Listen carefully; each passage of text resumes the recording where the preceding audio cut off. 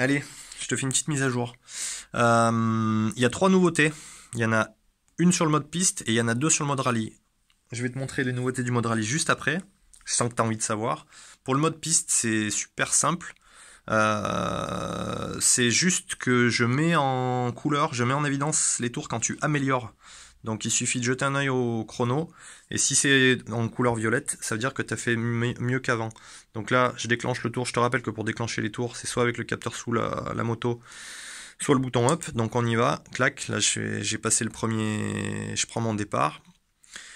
Donc je fais mon premier tour. Bam. Mon premier tour il est en 7 secondes 9. C'est mon meilleur tour du moment. Je fais mon deuxième tour. Bam. 6,07. C'est mon meilleur tour du moment.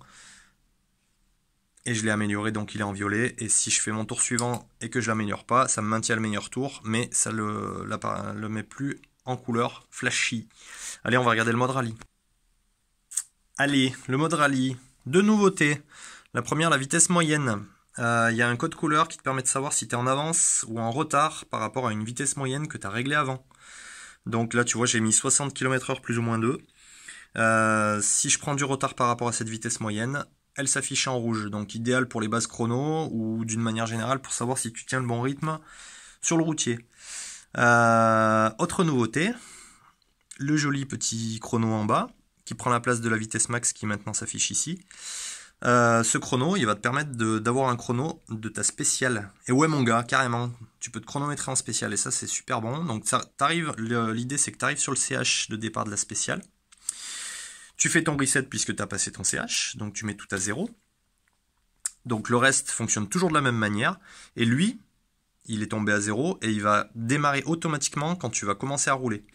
Donc si tu es sur un départ de spécial, évidemment, tu t'occupes de rien, tu as fait ton reset sur ta ligne de départ. Et quand tu vas commencer à rouler, ça va topper les premiers tours les premiers passages d'aimant. En l'occurrence, j'ai calé sur 3 tours, 3 passages d'aimant. Au 3e passage d'aimant, ça commence à chronométrer. Si tu as mis 2 aimants comme moi, ça fait 1 tour et demi de roue, c'est-à-dire 3 mètres. Et si tu as mis un seul aimant, ça va faire à peu près 6 mètres. Donc effectivement, il y a un petit décalage. Enfin, c'est pas trop violent. Mais ça permet surtout de ne pas avoir à se préoccuper de démarrer le chrono. Par contre, malheureusement, sur la ligne d'arrivée, il n'y a pas d'autre solution que de le déclencher soi-même, et c'est le bouton up qui le déclenche. Voilà. Up ou down d'ailleurs, peu importe. Parce que bon, bien évidemment, au niveau du chrono, j'ai pas de moyen de récupérer l'information via AFC Micro ou quiconque du passage sur la ligne d'arrivée. Donc je suis bien obligé de le faire artificiellement. Alors ok, ça reste un peu emmerdant d'avoir à appuyer sur la ligne d'arrivée. Mais quand même, ça permet de se chronométrer en spécial, ce qui est déjà pas mal. Voilà, j'espère que ça vous plaît.